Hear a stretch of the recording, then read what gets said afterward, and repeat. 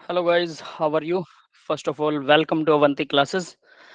आज हम chapter state of matter उसका सेकंड लेक्चर करने वाले हैं, जिसके अंदर मैं आपको PV equal NRT ideal gas की इक्वेशन को डिराइव करना सिखाने वाला हूँ। ठीक है, तो चलिए स्टार्ट करते हैं, है ना। तो इसके अंदर हम पढ़ने वाले हैं intermolecular forces versus thermal energy. एक तो ये होगा, ठीक है। सेकेंड टॉपिक है गैस लॉज। जितनी भी गैसेस जो लॉज फॉलो करती हैं, हम वो आज करने वाले हैं। ठीक है, तो चलिए देखते हैं। सबसे पहले थर्मल एनर्जी और इंटरमोलिकुलर फोर्सेस हमने पिछले सेशन में किया था। आप सभी को याद होगा कि इंटरमोलिकुलर फोर्सेस क्या होती हैं। वंडरवाल फोर्सेस थी और भी बहुत सारी फोर्सेस थी जो इंटरमोलिकुलर फोर्सेस थी, है ना। तो इंटरमोलिकुलर फोर्सेस के बेस पर देखिए जरा, सोलिड के अंदर इंटरमोलिकुलर फोर्सेस सबसे ज्यादा होती हैं, गैस में सबसे कम होती है, क्योंकि उनके मॉलिक्यूल्स के बीच में फोर्स ऑफ अट्रैक्शन होता ही नहीं है। तो सोलिड में सबसे ज्यादा और गैस में सबसे कम। ठीक है, इंटरमोलिकुलर फोर्सेस तो सीधा सीधा आपको समझ में आएगा कि सोलिड्स में सोलिड के मॉलिक्यूल एक दूसरे को अट्रैक्ट करते हैं, जबकि गैसेस के मॉलिक्यूल के बीच में कोई फोर्स ऑफ अट्रैक्शन नहीं होता। लिक्विड में इन बिटवीन होता है, दोनों के बीच में। अब बात करते हैं सेकेंड टर्म की, कि मान लो थर्मल एनर्जी। थर्मल एनर्जी का मतलब है हीट एनर्जी, है ना। थर्म जहां पर भी वर्ड यूज होगा, थर्मल, थर्मोस देखा है ना, थर्म वो भी थर्म से है, हीट से है। हीट को वो सिंक रखता, वो हीट को बाहर नहीं जाने देता, अंदर वाली हीट को अंदर नहीं आने देता, और अंदर वाली हीट को बाहर नहीं जाने देता, बाहर वाली को अंदर नहीं आने देता, है ना। तो वैसे ही थर्म का मतलब है हीट। तो यहाँ हीट एनर्जी का क्या रिलेशन है सोलिड लिक्विड गैस के साथ, तो ये आप खुद बताएंगे, मैं आपको खुद डेमोन्स्ट्रेट करेंगे। मान लीजिए आपके पास में आयरन है, ठीक है। आयरन को, ठीक है, आयरन है, रूम टेम्परेचर के ऊपर आयरन है, आप इसे हीट करते हैं, ठीक है। आयरन को आप हीट करेंगे, ठीक है, रूम टेम्परेचर पर। तो हीट करने पर क्या होगा, जो सोलिड था, यहां पर आयरन क्या था, सोलिड, ठीक है। अगर आप आयरन को हीट करेंगे तो आयरन क्या हो जाएगा, लिक्विड। आयरन सॉलिड से लिक्विड बन जाएगा, ये आपको पता है ना। और फिर आयरन लिक्विड से क्या हो जाएगा, अगर मैं इसको और ज्यादा गर्म करूं, तो आयरन लिक्विड से, सपोज दैट मैं इसको एक कंटेनर में रखता हूं, ठीक है। और इस कंटेनर के अंदर यहाँ पर वो लिक्विड पड़ा हुआ है, आयरन लिक्विड है, और इसको यहाँ से हम गर्म कर रहे हैं, ठीक है। तो लिक्विड से क्या होगा, आयरन जो है लिक्विड से अब गैस फॉर्म में बदल जाएगा, ठीक है। तो मैं क्या कर रहा हूं, इसे गर्म कर रहा हूं ना, ठीक है। तो अ, अब आप मुझे बताइए कि आयरन जो है वो हीट से, सॉलिड से गैस बन गया, ठीक है। तो इसकी थर्मल एनर्जी इंक्रीज हुई या decrease, just tell me guys, इसकी थर्मल एनर्जी इंक्रीज हुई या डिक्रीज, चैट बॉक्स में लिखिए।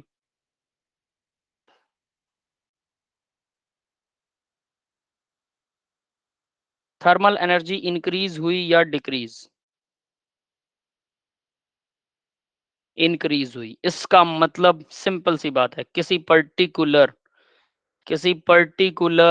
सब्सटेंस के लिए अगर वो गैसेस फॉर्म में है तो उसकी एनर्जी, उसके थर्मल एनर्जी इंक्रीज होगी, है ना, उसकी थर्मल एनर्जी बढ़ने वाली है। तो गैस फॉर्म में थर्मल एनर्जी जो है वो इंक्रीज होती है, यानी कि यहाँ पर हाईएस्ट रहेगी और सॉलिड में लोएस्ट होगी। बट इंटरमोलिकुलर फोर्सेस सॉलिड में सबसे ज्यादा होती हैं और थर्मल एनर्जी सॉलिड में सबसे कम होती है, ठीक है। ये समझ में आ गया, सिंपल है। ये थर्मल एनर्जी है, थर्मल,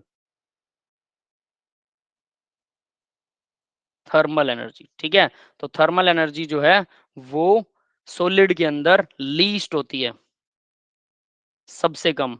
और यहां पर क्या होती है, थर्मल एनर्जी मोस्ट होती है, मोस्ट, ठीक है। और बीच में इंटरमीडिएट होगी, है ना, थर्मल एनर्जी लीस्ट होगी। That's it. तो ये अब नेक्स्ट स्लाइड देखते हैं। तो यहाँ देखिए, इंक्रीज थर्मल एनर्जी, गैसेस में थर्मल एनर्जी सबसे ज्यादा होती है, सॉलिड में थर्मल एनर्जी सबसे कम होती है। अब दूसरा देखिए, गैस से जब वो लिक्विड बनता है तो इंटरमोलिकुलर फोर्सेज इंक्रीज होती हैं, लिक्विड से सॉलिड बनता है तो सॉलिड में इंटरमोलिकुलर फोर्सेज सबसे ज्यादा होती हैं। तो इस तरह से ये एक दूसरे के रिवर्स होते हैं। अगर एक आप भूल भी जाओ तो दूसरा उसके रिवर्स होता है, बस इतना याद रखना, ठीक है। आगे बढ़ते हैं, ठीक है, ये सबको क्लियर हो गया होगा आई थिंक, है ना। चलिए अब आगे बढ़ते हैं। स्टेट वेरिएबल क्या होते हैं, state variable, state of gas और स्टेट वेरिएबल। तो हम सबसे पहले स्टेट वेरिएबल को उठाएंगे कि स्टेट वेरिएबल क्या है। अब यहाँ पर भी मैं आपको सिंपल सा एग्जांपल दे रहा हूँ। मान लीजिए आपके पास में आयरन है, ठीक है, जिसका टेम्परेचर है रूम टेम्परेचर, रूम टेम्परेचर का मतलब है 25 डिग्री सेल्सियस, ठीक है। प्रेशर जो है वो है 1 एटीएम, जो एटमॉस्फेयर आपके ऊपर प्रेशर डालता है उसको एटीएम एटमॉस्फेरिक प्रेशर बोलते हैं, है ना। तो नॉर्मल टेम्परेचर जो हमारा नॉर्मल प्रेशर जो हमारी बॉडी पर भी पड़ रहा है, और वॉल्यूम मान लीजिए हमारे पास 1 केजी आयरन है, तो 1 केजी आयरन का वॉल्यूम कितना होना चाहिए, ठीक है। वो अप्रोक्स मान के चलते हैं कि 200 ml वॉल्यूम होगा उसका, है ना। 200 ml में 1 केजी आ जाएगा, शायद 200 से भी कम होगा, है ना। 100 ml के आसपास वॉल्यूम जो है वो 100 ml है ना, अप्रोक्स। तो अप्रोक्स 100 ml उसका वॉल्यूम होगा, दैट्स इट, है ना। अब बताइए ये सॉलिड होगा, लिक्विड होगा?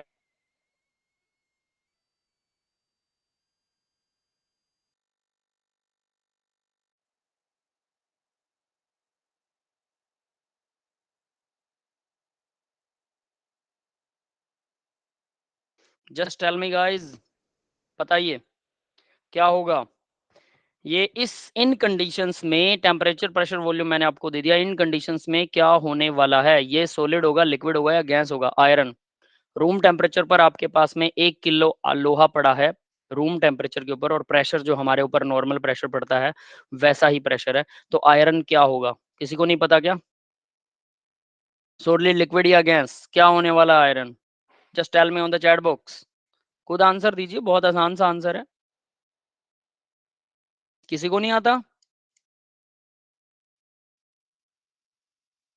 अरे गलत भी आता तो गलत भी दे सकते हैं, सही आंसर मैं अपने आप बताऊंगा बेटा।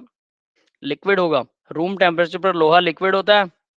क्वेश्चन रिपीट, आपके सामने कंडीशंस हैं बेटा, स्क्रीन पर देखिए। आयरन रूम टेम्परेचर पर है, 1 एटमॉस्फेरिक प्रेशर है, जो हमारी बॉडी के ऊपर प्रेशर पड़ता है हमेशा हमारे एटमॉस्फेयर का प्रेशर, ठीक है। यानी आपके कमरे में 1 केजी लोहा पड़ा है, तो वो सॉलिड होगा ना, सिंपल, ठीक है।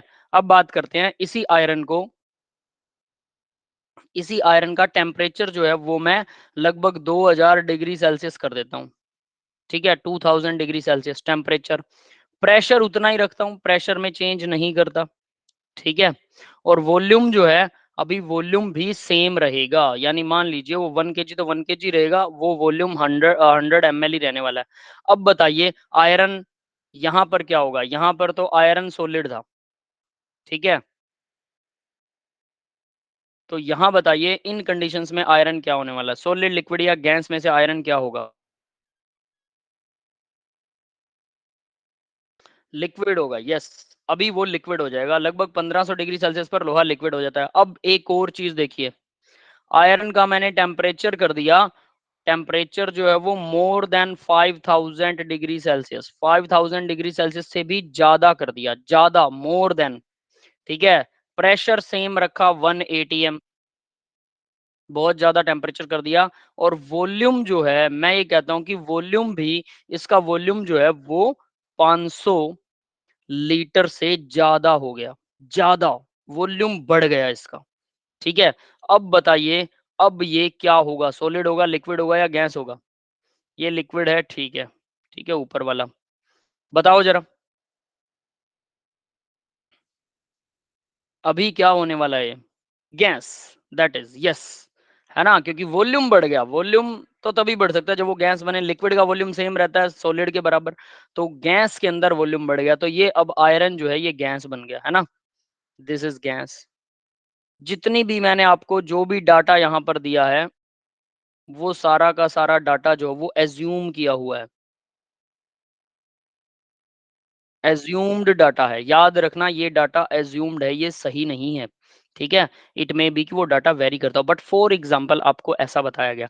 इसका मतलब अगर आपको टेम्परेचर, प्रेशर और वॉल्यूम का पता हो, तो आप किसी चीज की स्टेट बता सकते हैं कि वो सॉलिड है, लिक्विड है या गैस है। वही स्टेट वेरिएबल है, समझ में आ गया? स्टेट वेरिएबल क्या है? टेम्परेचर, प्रेशर और वॉल्यूम। अगर ये तीनों चीजें आपको पता हैं, ये होते हैं स्टेट वेरिएबल, तो इसका मतलब आप किसी चीज की स्टेट डिफाइन कर सकते हैं। समझ में आ गया सभी को? ये बात क्लियर है? Yes or not, please tell me guys on the chat box, कि अगर आपको टेम्परेचर, प्रेशर और वॉल्यूम किसी चीज का बता दिया जाए, तो आप उसकी स्टेट बता सकते हैं कि वो सॉलिड होगा, लिक्विड होगा, गैस होगा। इन्हीं को स्टेट वेरिएबल बोलते हैं, दैट्स सो सिंपल। गैस के लिए भी ये स्टेट वेरिएबल है, ठीक है। प्रेशर, टेम्परेचर एंड वॉल्यूम, ठीक है। चलिए अब आगे बढ़ते हैं जरा। अब बात करते हैं प्रेशर। प्रेशर क्या होता है भाई? प्रेशर होता है कंटेनर की वाल के ऊपर। मान लीजिए कि आपके पास में कोई कंटेनर है, बंद कंटेनर लेते हैं, तो बंद कंटेनर की वाल के ऊपर, इसकी वाल के ऊपर जब गैस के मॉलिक्यूल स्ट्राइक करते हैं तो वो प्रेशर एक्सर्ट करते हैं। आपने कभी सुना है कि सॉलिड, ये किसी ने नहीं सुना होगा कि सॉलिड जो है वो प्रेशर एक्सर्ट कर रहा है। आपने एक डब्बे में सॉलिड रख दिया, है ना, तो वो प्रेशर एक्सर्ट नहीं करेगा, उसका जितना वॉल्यूम उतना ही रहेगा, वो बढ़ेगा नहीं, उसके मॉलिक्यूल चलते ही नहीं है सॉलिड वाले, सिर्फ वाइब्रेट करते हैं। हमने लास्ट सेशन में किया था। तो यहाँ पर गैस के मॉलिक्यूल्स कंटेनर की वाल से जब टकराते हैं, जब वो टक्कर मारते हैं, तभी वो प्रेशर एक्सर्ट करते हैं। इसी को बोलते हैं प्रेशर। प्रेशर की सिंपल डेफिनेशन, गैस के मॉलिक्यूल कंटेनर की वाल से जब टक्कर लगाते हैं तो वो प्रेशर होता है। ठीक है, अब बात करते हैं कि प्रेशर है क्या चीज। प्रेशर का फॉर्मूला सबको पता होगा, है ना। प्रेशर क्या होता है? Force per unit area. अब फोर्स क्या चीज होती है भाई? फोर्स होती है मास इनटू एक्सेलरेशन। तो मास का एसआई यूनिट तो हमें पता है, मास को केजी में रिप्रेजेंट करते हैं, बट एक्सेलरेशन क्या होती है? तो मैं इसको फिर से डिफाइन कर रहा हूं, मास इनटू एक्सेलरेशन क्या होती है? स्पीड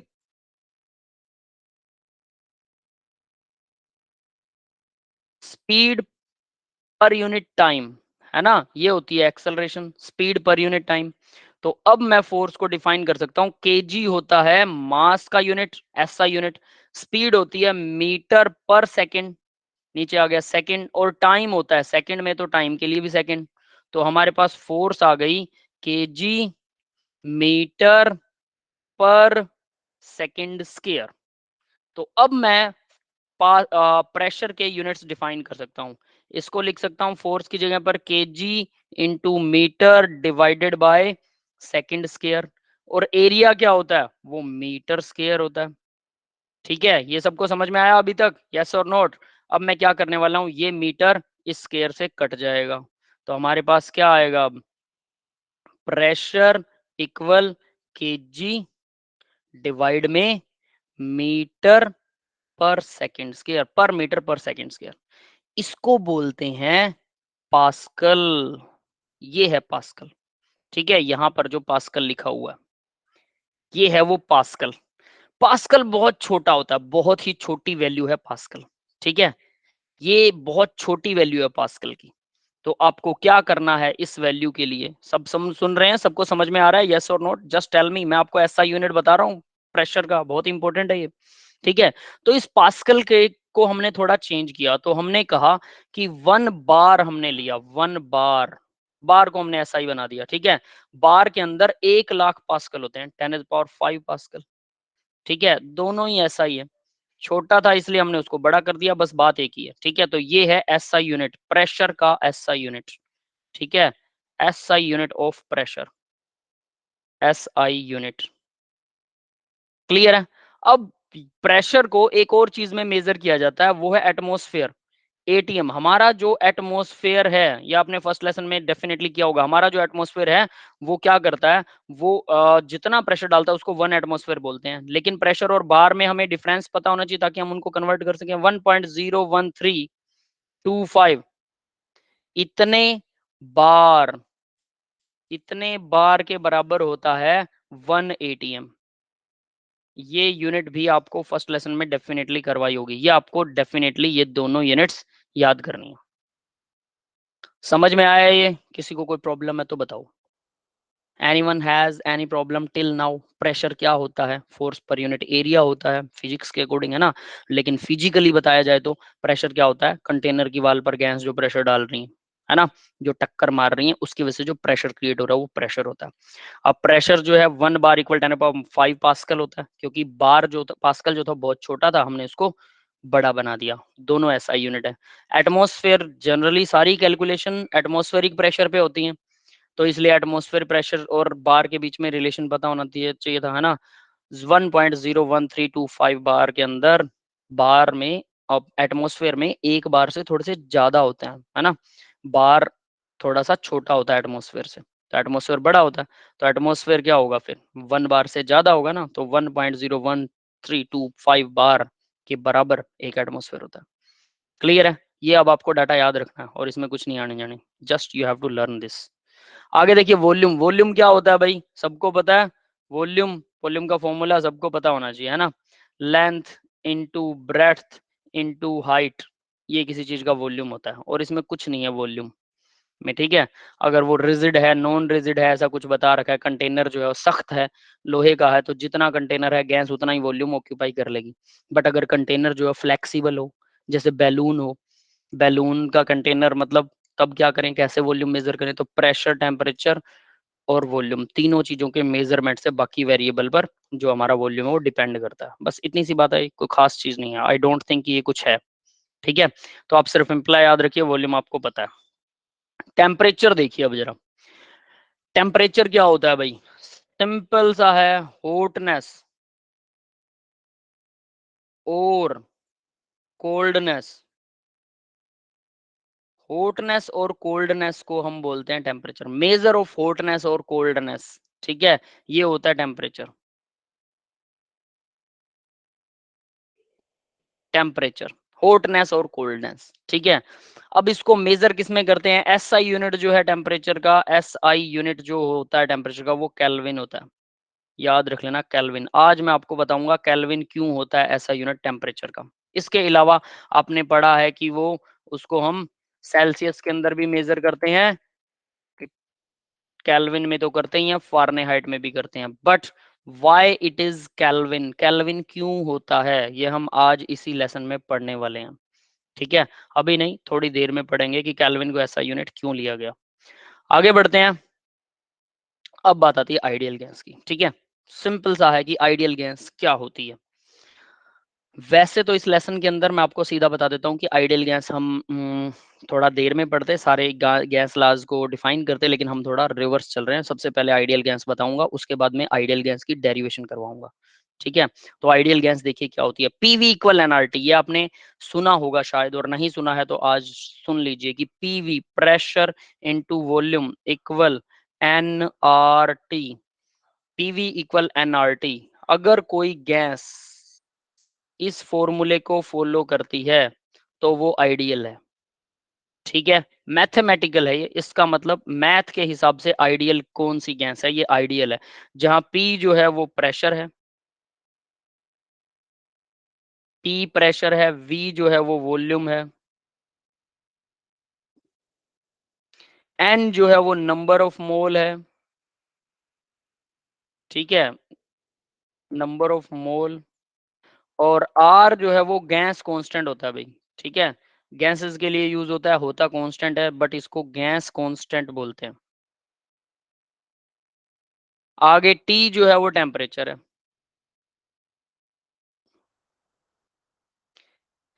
ये फॉर्मूले के सभी कीवर्ड सबको समझ में आ गए।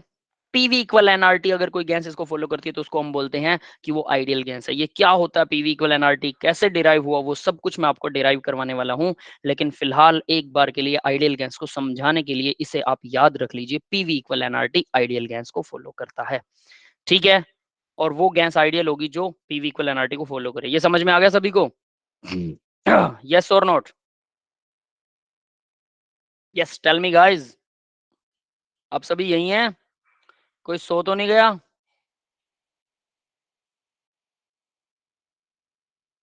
चलिए ये बताइए कितने बच्चे सो रहे हैं? सभी जाग रहे हैं नहीं? जागते रहो भाई, है ना।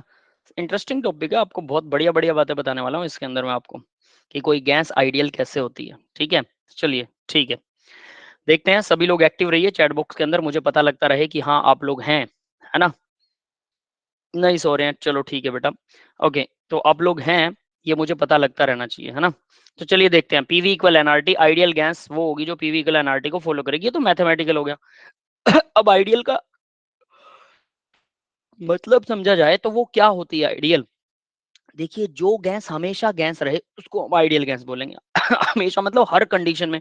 तो चलिए मैं आपसे एक कंडीशन बता रहा हूँ और इसमें आप लोग पार्टिसिपेट कीजिए, बताइए मुझे कि क्या वो गैस हमेशा गैस रह सकती है। मान लीजिए मेरे पास एक पिस्टन है, फ्रिक्शनलेस पिस्टन है और एयर टाइट पिस्टन है, इसके अंदर से कोई भी चीज बाहर नहीं निकल सकती, ठीक है। अब अगर मैं ऊपर से प्रेशर बढ़ा रहा हूं तो क्या ये गैस लिक्विड बन जाएगी, yes or not, just tell me. Pressure ऊपर से बढ़ाता जा रहा हूँ, आपको फुल छूट है, जितना प्रेशर चाहे उतना प्रेशर डाल लो, तो क्या ये गैस लिक्विड बन जाएगी? यस। कार्तिक ने बोला यस। ठीक है, और भी कोई स्टूडेंट है जिसको लगता है कि ये लिक्विड बन जाएगी अगर प्रेशर डालेंगे? अनुज भी बोल रहा है यस। मुस्कान ने बोला यस। ठीक है, एनीवन एल्स मोर? तीन को लगता है ऐसा कि ये लिक्विड बन जाएगी? अमित को भी लग रहा है। ठीक है, डेफिनेटली ये लिक्विड बन जाएगी, है ना। अब बात करते हैं बेटा, जरा ध्यान देना इस बात पे। ठीक है, ये लिक्विड बन जाएगी, इसका मतलब ये गैस तो नहीं रही। अब आपने खुद बोला कि लिक्विड बन जाएगी, तो इसका मतलब ये गैस नहीं रही ना, ये लिक्विड हो गई। तो ये आइडियल कहाँ रही? यानी आइडियल गैस कौन सी गैस हो सकती है? जो हमेशा गैस रहे। क्या ऐसा हो सकता है कि सभी गैसें हमेशा गैस रहे? अगर मैं प्रेशर ज्यादा डालूंगा तो सब गैसें लिक्विड हो जाएंगी, ये कंफर्म्ड है। इसका मतलब कोई भी गैस आइडियल नहीं होती। ये बात समझ में आई सभी को? Yes or not, just tell me on the chat box. इसका मतलब कोई भी गैस आइडियल नहीं होती। तो सभी गैसेस रियल गैसेस होती हैं, रियल, असली वाली रियल गैस, नॉट आइडियल। ठीक है, सभी गैसेस रियल गैस होती हैं, आइडियल गैस नहीं होती। अब ये आपको समझ में आ जाना चाहिए कि आइडियल गैस जो है वो तभी हो सकती है जब वो हमेशा गैस रहे, और ऐसी कोई गैस नहीं है जो हमेशा गैस रहे। इसलिए हम इसको बोलेंगे कि ये आइडियल गैस नहीं हो सकती। पर क्या कोई कंडीशन हो सकती है जिसमें गैस हमेशा गैस रहे? हाँ, कुछ कंडीशनें हैं जिसमें गैस हमेशा गैस रहेगी और वो फिर आइडियल कहलाएगी। वो कौन सी कंडीशन है? सोचिए, मैंने बोला कि प्रेशर डालो तो वो गैस क्या बन जाएगी? वो गैस लिक्विड बन जाएगी। तो अगर मैं ये कहूं कि प्रेशर अगर लो रखा जाए, लो, प्रेशर को बहुत कम रखें, तो वो लिक्विड होने की उसकी टेंडेंसी, उसकी प्रोबेबिलिटी खत्म हो जाएगी। क्यों? अब लिक्विड होती क्यों है गैस, ये ध्यान रखना। ध्यान देना मेरी बात पे। जब दो मॉलिक्यूल पास आएंगे गैसेस के, तो उसमें फोर्स ऑफ अट्रैक्शन पैदा होगा, जैसा हमने किया था ना, dipole dipole, induce dipole, ion dipole, इस तरह के सारे तरह के फोर्सेज अराइज होने वाले हैं, इसमें से कोई ना कोई एक, है ना। लंदन या डिस्पर्शन फोर्स भी अराइज हो सकता है गैसेस के अंदर, किसी भी तरह का कोई भी फोर्स ऑफ अट्रैक्शन क्रिएट होगा जब एटम पास आएंगे। पास आएंगे तभी होगा ना, अगर दूर होंगे तो उनमें कोई अट्रैक्शन है ही नहीं। ये बात सबको समझ में आ गई? दूर होंगे तो कोई अट्रैक्शन नहीं है, जब वो पास आएंगे तभी अट्रैक्शन आएगा, और जब वो पास आएंगे तो वो अट्रैक्शन होगा, अट्रैक्शन होगा तो वो लिक्विड बन जाएगी। और अगर प्रेशर ज्यादा करता हूं तो मॉलिक्यूल पास आते हैं, जिसके कारण वो लिक्विड बनती है। इसका मतलब प्रेशर अगर लो रखा जाए तो गैस लिक्विड नहीं बनेगी। ठीक है, गैस लिक्विड नहीं बनेगी। अगर प्रेशर ज्यादा डालेंगे तो दो मॉलिक्यूल्स, अगर मिनिमम दो मॉलिक्यूल्स ले गैस के, तो दोनों मॉलिक्यूल पास आ जाएंगे। प्रेशर बढ़ाने से गैस के मॉलिक्यूल पास आते हैं। रिपीट कर रहा हूं बेटा राज, गैस के मॉलिक्यूल पास आते हैं प्रेशर बढ़ाने से, जिसकी वजह से उनके बीच में फोर्स ऑफ अट्रैक्शन पैदा हो जाएंगी, जो हमने कल लेक्चर किया था, वंडरवाल फोर्सेस और ये जितने भी फोर्सेस किए थे हमने, लंदन और डिस्पर्शन फोर्स, है ना, dipole dipole dipole induce dipole force. इनमें से कोई ना कोई गैस, कोई ना कोई फोर्स ऑफ अट्रैक्शन क्रिएट होगा, पास आएंगे मॉलिक्यूल, जिसकी वजह से वो एक दूसरे को अट्रैक्ट करेंगे, अट्रैक्ट करेंगे तो लिक्विड बन जाएंगे। क्लियर है? तो इसका मतलब अगर मैं प्रेशर कम रखूं तो वो पास नहीं आएंगे, और इसका मतलब लो प्रेशर पर वो आइडियल गैस गैस ही रहेगी, वो फिर रियल गैस नहीं बनेगी, वो आइडियल रहेगी, क्योंकि गैस गैस रहने वाली है। तो लो प्रेशर। अब टेम्परेचर की बात करते हैं। अगर टेम्परेचर हाई रखा जाए, सोचो, अगर इसी कंडीशन को ले लेते हैं, वरना अगर मैं इसको कूल कर दूं, इस सिलेंडर को बहुत कूल कर दूं, अगर ये सिलेंडर बहुत कूल हो जाए, तो कूल होने पर क्या होगा? ये गैस ठंडी, जैसे लिक्विड को आप ठंडा करते हैं, लिक्विड को ठंडा करने पर क्या हो जाता है? वो सॉलिड बन जाता है। गैस को ठंडा करेंगे तो लिक्विड बन जाएगी। यानी ठंडा करने पर भी गैस के मॉलिक्यूल पास आएंगे और वो एक दूसरे को अट्रैक्ट करने लग जाएंगे और वो लिक्विड बन जाएगी। लिक्विड बन गई तो गैस गैस ही नहीं रही, गैस आइडियल रहेगी कैसे फिर? गैस अगर गैस रहेगी तो ही आइडियल होगी। उसके मॉलिक्यूल्स के बीच में फोर्स ऑफ अट्रैक्शन जीरो होना चाहिए, जीरो होना ही नहीं चाहिए, तभी वो गैस गैस रहेगी। ये समझ में आया? इसका मतलब टेम्परेचर अगर लो किया जाएगा तो भी फोर्स ऑफ अट्रैक्शन क्रिएट हो जाएगा, टेम्परेचर लो होगा तो भी फोर्स ऑफ अट्रैक्शन क्रिएट हो जाएगा। इसका मतलब हमें टेम्परेचर को क्या करना चाहिए? टेम्परेचर हाई रखना चाहिए।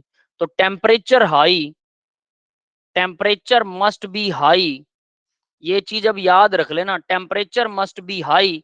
तो वो गैस क्या होगी? तो वो गैस आइडियल होगी। टेम्परेचर हाई और प्रेशर लो होगा तो गैस आइडियल होगी। ये आइडियल गैस, ये भी आइडियल होने वाली है। क्लियर है? तो ये दो ही चीजें किसी गैस को आइडियल बनाती हैं।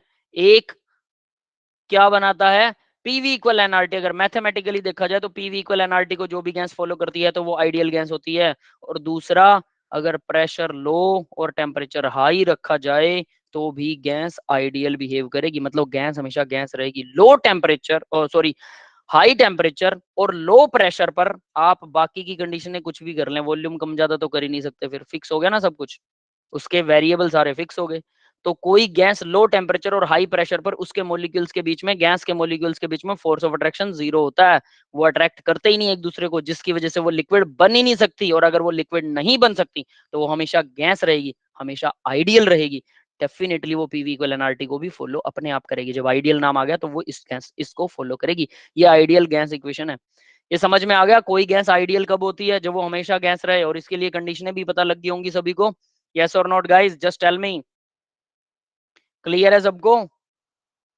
अभी हम इसको पीवी इक्वल एनआरटी को डिराइव करने वाले हैं एक एक करके। क्लियर है या नहीं है? Just tell me. ठीक है, बाकी सभी बच्चे ठीक है? ओके बेटा, ओके, ठीक है, ऑल क्लियर। चलिए अब आगे बढ़ते हैं। ठीक है, ये याद रखना, ये कंडीशनें लिख लो नोटबुक के ऊपर, ये कंडीशनें लिख लो फटाफट। मेरे साथ हमेशा नोट करते रहिए, जो भी मैं लिखता हूँ उससे आपको उसी टाइम याद हो जाएगा बेटा। ठीक है, चलिए अब आगे बढ़ते हैं। अब गैस लाज, हम कुछ गैस के ऐसे लाज पढ़ने वाले हैं जो कि ये बताएंगे कि पीवी इक्वल एनआरटी कैसे बना। ठीक है, वो गैस लाज क्या होते हैं, ये बकवास सी डेफिनेशन दे रखी है, इसको हम नहीं करने वाले हैं। ये ऐसे ही है, गैस के लाज जो गैस फॉलो करती है उनको गैस लाज कहते हैं। वो लाज जो गैस फॉलो करती है ना, यहाँ इन्होंने वैसा ही कुछ लिख रखा, फिर भी पढ़ के बताता था। Law which were discovered as a result of experimental study. Experiment करके हमने लॉ ढूंढे। कौन से लॉ? ये लॉ बताते हैं relationship between measurable property of gases, gases की मेजरेबल प्रॉपर्टी जिनको नापा जा सके। कौन सी होती है वो? मास, वॉल्यूम, प्रेशर और टेम्परेचर, इन प्रॉपर्टीज के बेस पर हमने कुछ लॉ बना दिए, उन लॉज को बोलते हैं गैस लॉ। तो ये बकवास चीज है ना, ये बता रहा है कि कुछ लॉ होते हैं वो गैस लॉ होते हैं, है ना? ऐसे कोई जरूरत नहीं अपने को। आगे बढ़ते हैं। ठीक है, अब आता है सबसे पहले लॉ, आता है बॉयल्स लॉ। यहां से स्टार्ट होती है हमारी कहानी। बॉयल्स लॉ इंपॉर्टेंट है, याद रख लेना बॉयल्स लॉ। ठीक है, 3-4 लॉ हैं जिससे हम क्या करेंगे, पीवी इक्वल एनआरटी को डिवाइन और क्या बोलते हैं उसे, डिराइव करेंगे। ठीक है, 3-4 लॉज हैं। सबसे पहला बॉयल्स लॉ। तो बॉयल्स लॉ कैसे काम करता है देखो। बॉयल्स लॉ के अंदर कांस्टेंट टेम्परेचर, टेम्परेचर कांस्टेंट होता है। जो चीज मार्क कर रहा हूं आप मेरे साथ लिखिए, टेम्परेचर कांस्टेंट होता है बॉयल्स लॉ के अंदर। टेम्परेचर कांस्टेंट साथ में लिखेंगे तो उसी टाइम याद हो जाएगा। अब उसने बोला ये सिर्फ प्रेशर और वॉल्यूम के बीच में रिलेशन होता है, relation between pressure and volume. ठीक है, बस हो गया बोलजला, इतना ही था। सोचो अब क्या है, प्रेशर और वॉल्यूम। सोचो बेटा, प्रेशर, अगर मैं सिंपली बोलूं कि वॉल्यूम और प्रेशर की बात करते हैं, volume directly proportional to pressure को अगर आप बढ़ाएंगे, सोचो प्रेशर बढ़ा रहे हैं तो वॉल्यूम क्या होगा, यहां मैंने प्रेशर बढ़ाया, वॉल्यूम कम हो जाएगा ना। ठीक है, प्रेशर वॉल्यूम, इसको चलो प्रेशर वॉल्यूम ही लिखते हैं, है ना, बाद में लिख लेंगे जैसा भी लिखना होगा। तो प्रेशर, प्रेशर डायरेक्टली प्रोपोर्शनल है, वॉल्यूम कम हो जाएगा 1/v के। ये दिख रहा है ना स्क्रीन पे सबको? आपके पास एक सिलेंडर है, आप प्रेशर बढ़ाओगे तो गैस का वॉल्यूम कम हो जाएगा, अगर आप प्रेशर बढ़ा रहे हो तो गैस का वॉल्यूम कम हो जाने वाला है। बस यही ला है वो, और कुछ नहीं इसमें। ठीक है, तो प्रेशर बढ़ाने पर गैस का वॉल्यूम कम हो जाता है। तो pressure inversely proportional to volume, बस हो गया, समझ लो ला। ठीक है, तो लिखें अब जरा इसको ढंग से। प्रेशर इक्वल टू, कांस्टेंट लगा दूं यहाँ पे, इक्वल लगाने के बाद में, इक्वल लगाने के साथ कांस्टेंट लगाना पड़ता है, कांस्टेंट इनटू 1/v। ठीक है, तो हम लिख सकते हैं, अब वॉल्यूम को इधर ले आऊं तो पीवी इक्वल कांस्टेंट। ठीक है, पीवी इक्वल कांस्टेंट। अब मान लो कि मेरे पास एक गैस है हीलियम, उसका मुझे प्रेशर पता है और वॉल्यूम भी पता है, दोनों की मल्टीप्लाई करूंगा तो कांस्टेंट आएगा, तो मैंने उसको लिख दिया PV equal P1V1 equal constant. ठीक है, अब मैंने उस गैस का प्रेशर बदल दिया, P2 हो गया प्रेशर, डेफिनेटली वॉल्यूम भी बदल जाएगा, तो वॉल्यूम हो गया V2। इन दोनों की फिर से मल्टीप्लाई करूंगा तो भी कांस्टेंट ही आएगा, है ना, दोनों की मल्टीप्लाई के बाद में भी कांस्टेंट आएगा। तो मैं ये लिख सकता हूँ ना कि दोनों कांस्टेंट है, इसका मतलब दोनों को इक्वल कर सकता हूँ, कांस्टेंट तो सेम रहेगा ना, एक पर्टिकुलर गैस के लिए कांस्टेंट सेम रहेगा। और याद रखना टेम्परेचर यहाँ पर कांस्टेंट ऑलरेडी है, उसको बदलोगे नहीं आप। अगर टेम्परेचर बदल दोगे तो ये लॉ एप्लीकेबल नहीं होगा। तो ये वाला फॉर्मूला P1V1 इक्वल P2V2 और PV इक्वल कांस्टेंट, ये वाला फॉर्मूला, ये दो फॉर्मूले आपको याद रखने हैं और आपका बॉयल्स लॉ हो गया खत्म। खत्म, समझ में आ गया? बॉयल्स लॉ सबको समझ में आ गया? छोटा सा है, प्रेशर बढ़ाओगे तो वॉल्यूम कम हो जाएगा, ठीक है? तो वॉल्यूम इनवर्सली प्रोपोर्शनल होगा, कांस्टेंट लगा दिया, इक्वल कर दिया, दैट्स इट, लॉ प्रूव हो गया। फॉर्मूले सामने आ गए, रट्टा लगा लो, दिमाग में घुसा लो, हमेशा याद रखना, फिंगर टिप्स पे याद रख लेना। डेरिवेशन भले ही आती हो, फिर भी मैं कह रहा हूँ फॉर्मूले फिंगर टिप्स पे होने ही चाहिए। At every cost you should have your formulas on your finger tips, otherwise in the paper you can't do anything else. Paper में फॉर्मूलों को डिराइव करने बैठोगे या न्यूमेरिकल निकालोगे? पहले फॉर्मूला डिराइव करोगे, फिर अप्लाई करोगे, इतने में तो पूरा पेपर का टाइम ही चला जाएगा, है ना? वैसा ही तो हमेशा याद रखना, आपको हर कीमत पर सीधा सीधा फॉर्मूले हमेशा याद होने चाहिए। आगे बढ़ते हैं, ठीक है? बॉयल्स लॉ हो गया। अब बात करते हैं बॉयल्स लॉ के, कुछ यहाँ पर हमें बॉयल्स लॉ वाले कुछ ग्राफ दे रखे हैं, वो ग्राफ भी आपको याद रखने हैं, ठीक है? ओके बेटा, आ गया अच्छे तरीके से, गुड, नाइस। अब इसके कुछ ग्राफ हैं, अब ग्राफ जरा देखो, सब आसान है, छोटे छोटे फॉर्मूले हैं, छोटे छोटे डेरिवेशंस हैं और ग्राफ। अब ग्राफ आपको लर्न रखने हैं, तो हमने वो डेरिवेशन कर ली ना, तो उस डेरिवेशन को हमेशा ध्यान रखना, पी जो था डायरेक्टली प्रोपोर्शनल 1/v है, ठीक है? इस डेरिवेशन को सामने रखिए। अब देखिए क्या होगा, मैं पहला पार्ट ले रहा हूँ इसका, ये वाला, इसको कर रहा हूँ मैं, फर्स्ट वाले ग्राफ को नहीं। देखो पी और 1/v वॉल्यूम, पीवी वाला ग्राफ है, इसको कैसे डिफाइन करेंगे? तो प्रेशर बढ़ रहा है ऊपर की तरफ, तो मान लो T1 T2 T3 यहाँ दिखा रखा है आपको, T1 T2 T3, T3 जो है वो सबसे ज्यादा टेम्परेचर है, ठीक है? इसका मतलब टेम्परेचर जैसे जैसे बढ़ाओगे ग्राफ परपेंडिकुलर होता जाएगा, इसका मतलब ये है, ठीक है? और अगर टेम्परेचर डाउन करोगे तो ग्राफ हॉरिजेंटल होता जाएगा 1/v के, ठीक है? इस तरह से ग्राफ नीचे की तरफ आता जाएगा। इसका सिर्फ एक ही मतलब है, T1 T2 ये जो भी आपको दिखा रखा है, यानी टेम्परेचर बढ़ाने पर ग्राफ जो है वो, टेम्परेचर बढ़ाने पर वो परपेंडिकुलर हो जाता है, ठीक है? टेम्परेचर घटाने पर वो क्या होगा, हॉरिजेंटल हो जाएगा, ठीक है? सिर्फ इतना ही मतलब है T1 T2 T3 का। टेम्परेचर हमेशा हम कांस्टेंट रखते हैं, तो मान लो कि मैं T3 के लिए देख रहा हूँ, ठीक है? तो यहाँ मैंने एक प्रेशर रखा, इस प्रेशर को सामने ले गया, तो इस जगह पर तो मेरे पास नीचे की तरफ जाऊंगा तो वॉल्यूम आ जाएगा। तो मान लो ये प्रेशर था 2, वॉल्यूम भी 2 था, ठीक है? हम बराबर लेके चलते हैं एक बार, ओके? फर्स्ट वैल्यू है, कुछ भी ले सकते हैं। उसके बाद में मैंने क्या किया, प्रेशर बढ़ा दिया, प्रेशर हो गया 5, यहाँ ऊपर की तरफ प्रेशर बढ़ रहा है ना? तो वॉल्यूम देखिए क्या हो जाएगा। अब ये ध्यान देने वाली बात है, वॉल्यूम 1/v है, वॉल्यूम घटेगा, इस तरफ वॉल्यूम कम हो रहा है इनवर्सली, तो वो 1 रह जाएगा, सपोज 1। ये बात समझ में आई सभी को? पहले 2 था, अभी 1 रह गया, ठीक है? इसको थोड़ा सा साफ करके अब आपको क्लियर करके दिखाता हूँ कि पहले 2 था, अभी 1 रह जाएगा, ठीक है? 2 को अलग जगह पर लिखेंगे ताकि आपको सीधा सीधा समझ में आए, है ना? यहाँ 2 है, तो पहले 2 था, अभी 1 रह गया, तो प्रेशर बढ़ने पर वॉल्यूम घट रहा है, सीधी लाइन में ग्राफ है और कुछ नहीं है इसमें। प्रेशर बढ़ रहा है, वॉल्यूम घट रहा है, समझ गए ना? मैंने इसको डेमोन्स्ट्रेट करके दिखाया। ये एक पर्टिकुलर टेम्परेचर पर वो स्ट्रेट लाइन दिखाएगा, जो रेड वाली लाइन दिखा रखी है वो सीधी लाइन है, एक टेम्परेचर को फिक्स कर दिया।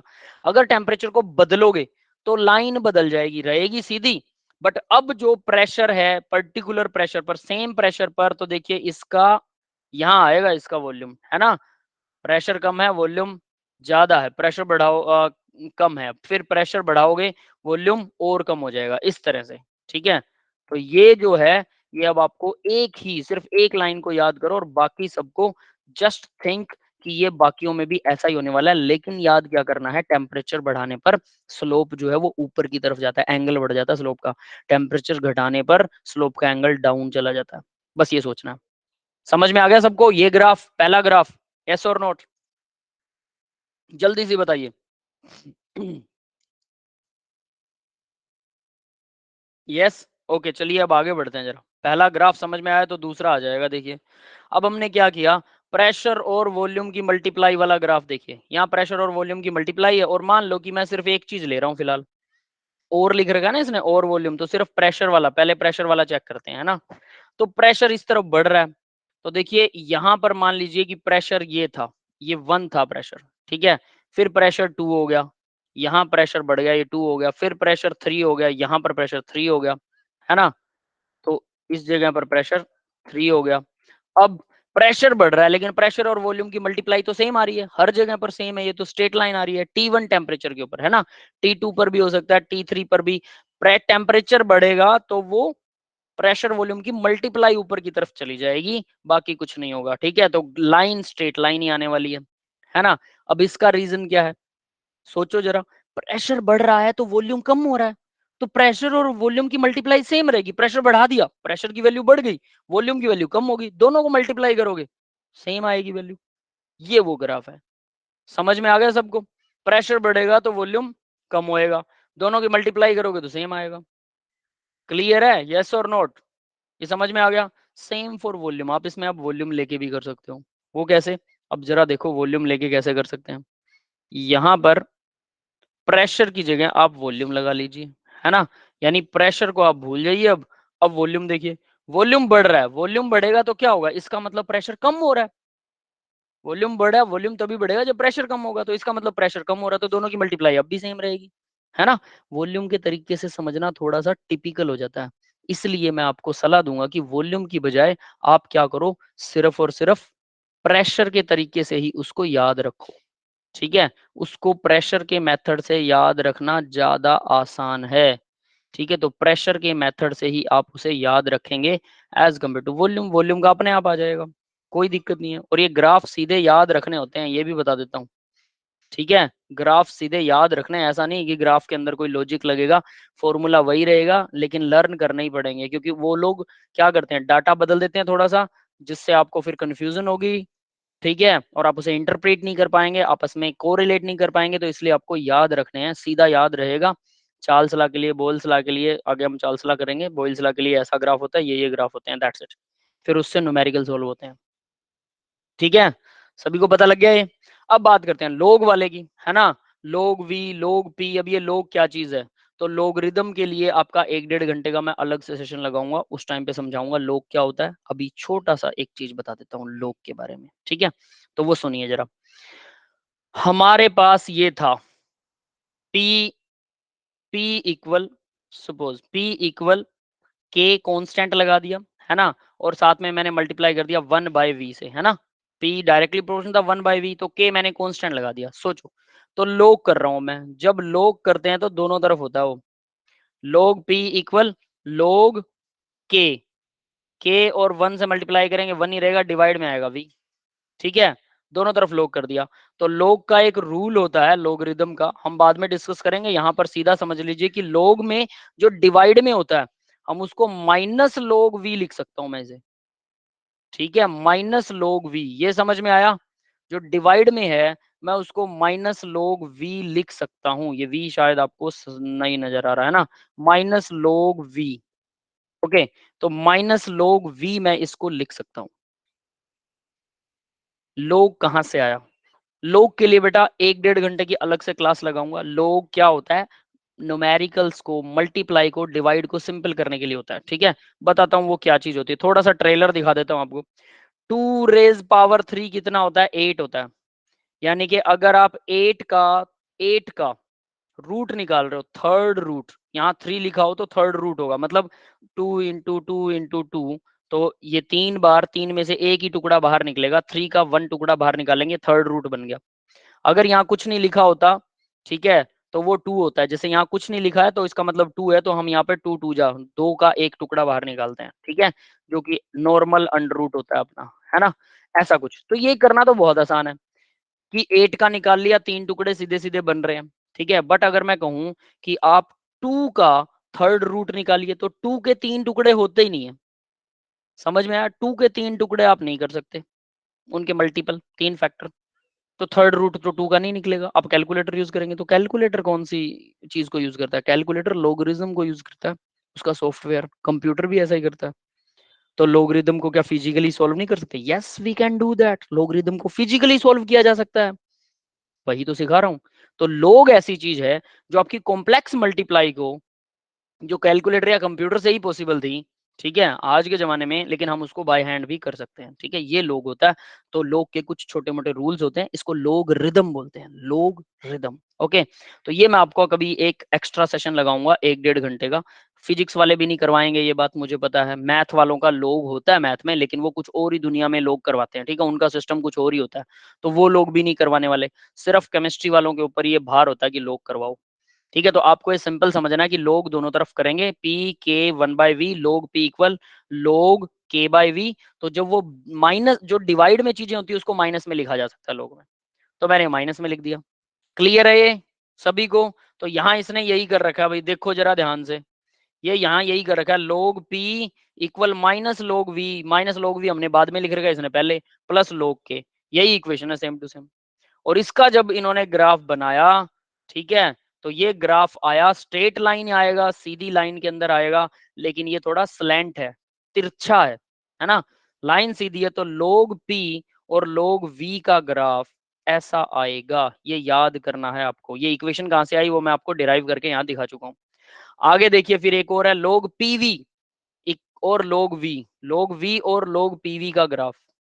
तो इसने क्या किया, अब यहां देखिए, P डायरेक्टली प्रोपोर्शनल था ना, P इक्वल के बाय वी था, तो PV मल्टीप्लाई कर दो, PV इक्वल के, है ना, ऐसी इक्वेशन आ जाएगी। तो PV इक्वल के लिए, इस इक्वेशन के लिए ये वाला है, P के आगे, PV के आगे लोग लगा दिया, के आगे लोग लगा दिया, ठीक है। तो ये इक्वेशन भी यहां से बनी, ये भी अब आपको समझ में आ गया होगा।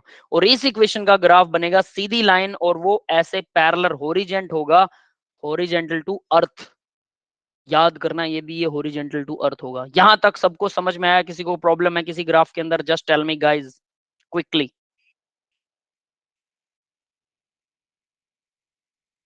Yes or note.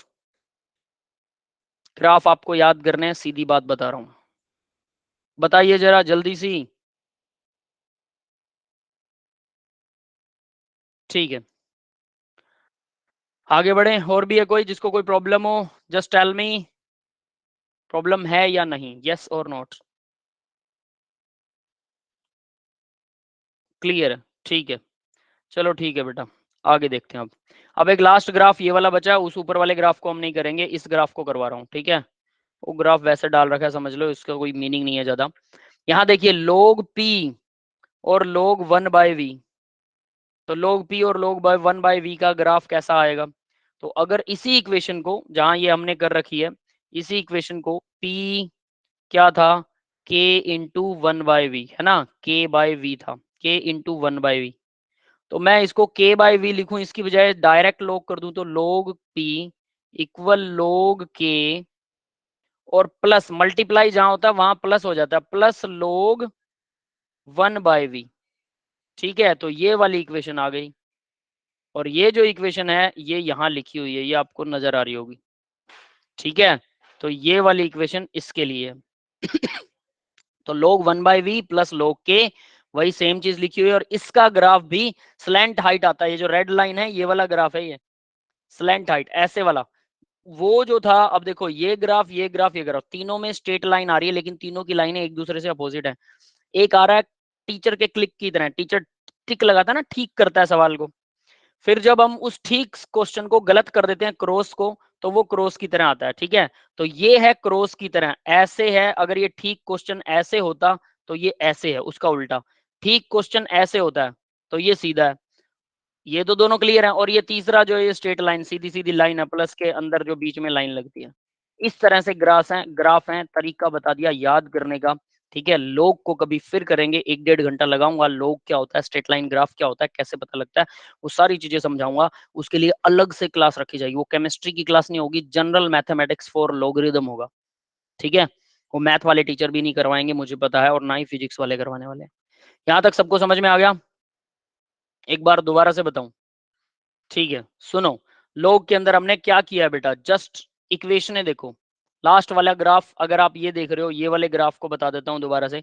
लोग p लोग 1/v प्लस लोग k, यहाँ इस इक्वेशन से लिया, ये जो एरो उठा रहा है यहाँ देखो इस जगह पर, ठीक है, मैं इसका कलर बदल के आपको बताता हूँ कि वो कैसे किया हुआ है। ठीक है, तो इसका कलर बदल के आपको बता रहा हूँ कि वो कैसे किया हुआ है। ये देखिए, P इक्वल के 1/v था, log P, इसके आगे log लगाया, k के आगे भी log लग गया, जो मल्टीप्लाई होता है वो प्लस में कन्वर्ट हो जाता है log में, और log 1/v सीधा लगा सकते हैं। या आप डायरेक्ट लिख सकते थे, तो ये तो इस इक्वेशन के लिए हो गया, है ना? जो यहाँ नीचे इक्वेशन आपको नजर आ रही है, ये वाली इक्वेशन। अब बात आती है, आप इसको डायरेक्ट भी कर सकते थे। डायरेक्ट में कैसे?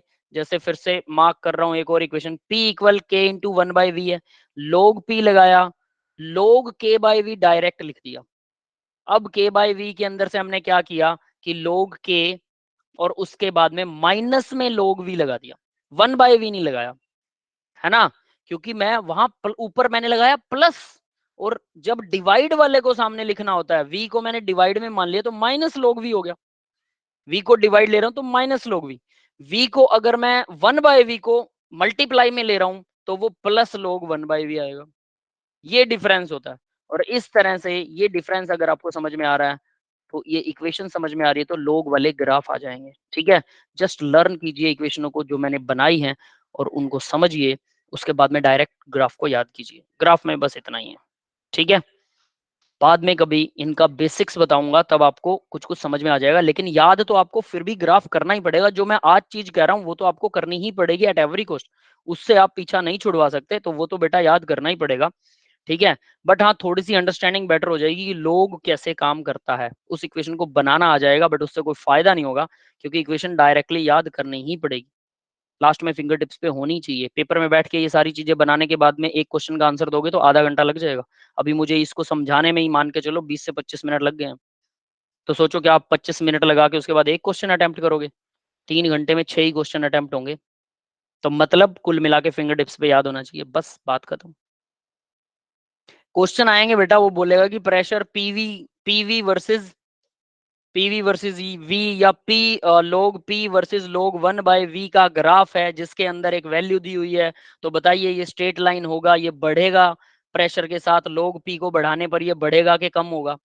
कैसे बताओगे?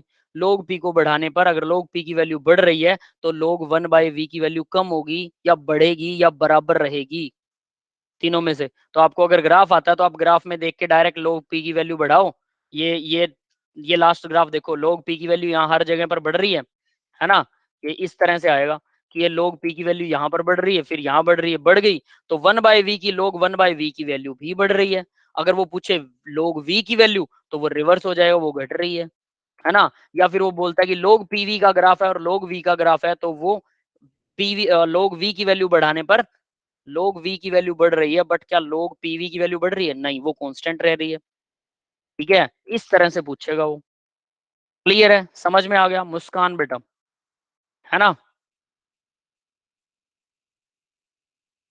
ये आईआईटी नीट के अंदर ऐसे क्वेश्चन आते हैं बेटा, आईआईटी नीट के अंदर।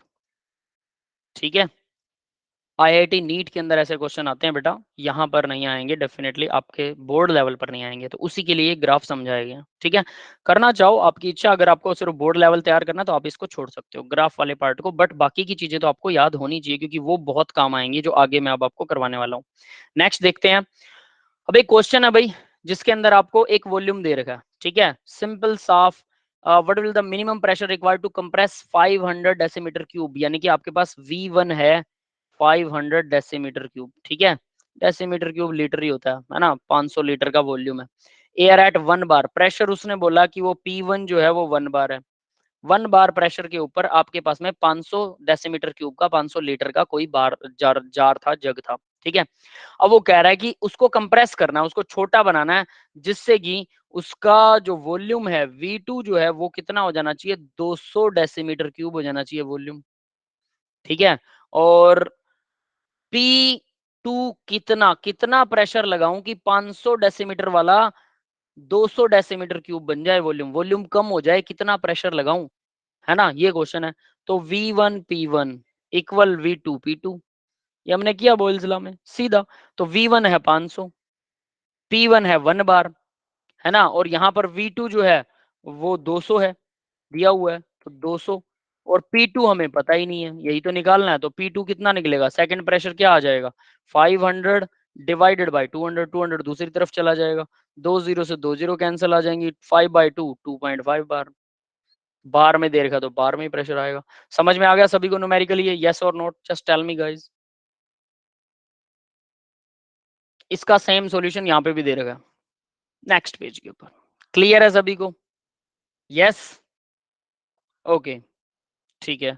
अब आगे बढ़ते हैं। एक और प्रॉब्लम है, balloon filled with hydrogen gas at room temperature, it will burst if pressure exceed 0.2 बार। एक प्रेशर दे रखा है 0.2 बार, 0.2 बार। इफ, ठीक है, ये P2 दे रखा है, अगर इतना प्रेशर कर दिया जाए तो बस्ट हो जाएगा। इफ एट 1 बार प्रेशर, तो P1 दे रखा है 1 बार, 1 बार प्रेशर के ऊपर द गैस ऑक्यूपाई, गैस का वॉल्यूम दे रखा है V1 है, वो कहता है 1 बार प्रेशर पर इतना था, इतना वॉल्यूम, इतने लीटर वॉल्यूम था। तो किस वॉल्यूम तक बैलून एक्सपेंड किया जा सकता है? तो P2 पता है, V2 आपको निकालना है। इतना, अगर इतना प्रेशर हो तो वॉल्यूम कितना होगा? वॉल्यूम डेफिनेटली इंक्रीज होगा, है ना? तो P1 V1 equal P2 V2। तो सिंपली आ जाएगा, P1 था 1 बार और V1 था 2.27, इक्वल आ जाएगा P2 है 0.2 और V2 हमें निकालना है। ठीक है, तो V2 विल बी, V2 आ जाएगा 2.27 डिवाइडेड बाय 0.2, है ना? उसको उधर ले आएंगे तो V2 इक्वल कितना आ जाएगा? इनके पॉइंट्स हटाऊं मैं, 227 डिवाइड में 100 लग गया, इसके मल्टीप्लाई में 2 है, इस 2 का पॉइंट ऊपर चला गया, नीचे 10, ऊपर 10 आ गया, है ना? 10 से 10 कैंसिल हो गई, तो V2 इक्वल 2 से डिवाइड करें, 2 1 जा 2 1 जा 2 3 जा 2 5 जा, है ना? डिवाइड में 10 बच गया, तो V2 इक्वल कितना आ जाएगा? सीधा सीधा 11.35 लीटर। इतना लीटर तक वॉल्यूम हो जाएगा, लेकिन इससे ज्यादा अगर वॉल्यूम कर दोगे तो बैलून फट जाएगा। ठीक है, सीधा सिंपल, समझ में आ गया सबको? बस वो सीधा सीधा वॉल्यूम निकालना और कुछ नहीं करना, सिंपल फॉर्मूला अप्लाई करना आपको। ठीक है, और ये लाइन ऑफ सेपरेशन है भाई। ठीक है, ये लाइन ऑफ सेपरेशन है, इस तरफ के बाद इस तरफ जाएंगे। ठीक है, नेक्स्ट देखते हैं।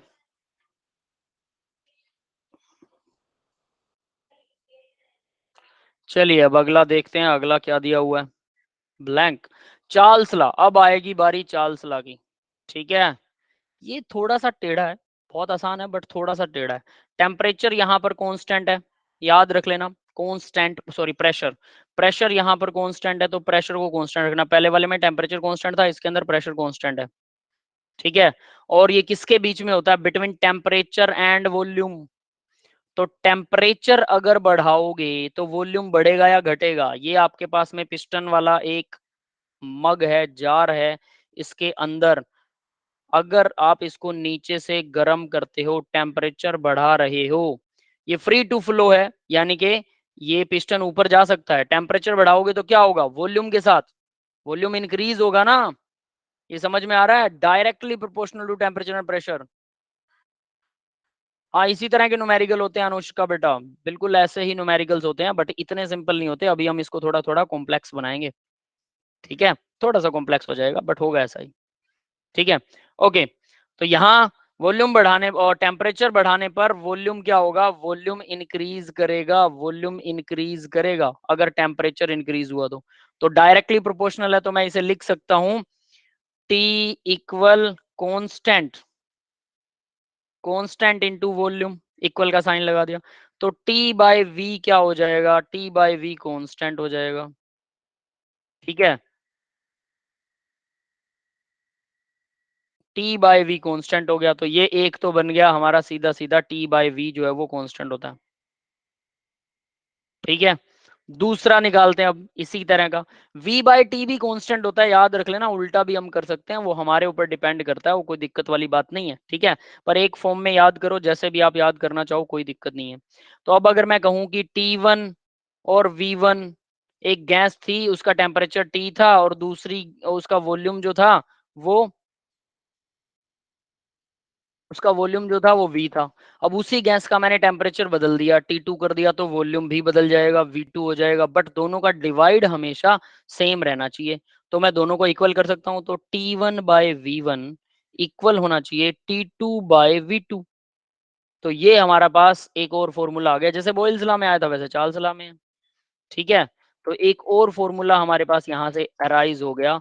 अब ये फॉर्मूला भी आपको याद रखना है। ये दो फॉर्मूला है चार्ल्स लॉ के, बट चार्ल्स लॉ में एक ट्विस्ट भी है। ये तो सबको सिंपल समझ में आ गया होगा ना। अब चार्ल्स लॉ में एक ट्विस्ट है, वो ध्यान देना क्या है। उससे एक और नया फॉर्मूला हम अराइज करने वाले हैं। ये ग्राफ तो सिंपल है, वॉल्यूम बढ़ रहा है। देखिए वॉल्यूम जो है, पहले एक ग्राफ को समझा रहा हूँ, इसमें सिंपल ग्राफ है, मुश्किल नहीं है, ठीक है। ये वॉल्यूम यहाँ पर था, ठीक है, तो टेम्परेचर यहाँ पर था। अब वॉल्यूम मैंने यहाँ कर दिया, ठीक है, तो टेम्परेचर कहाँ आएगा, टेम्परेचर यहाँ आएगा।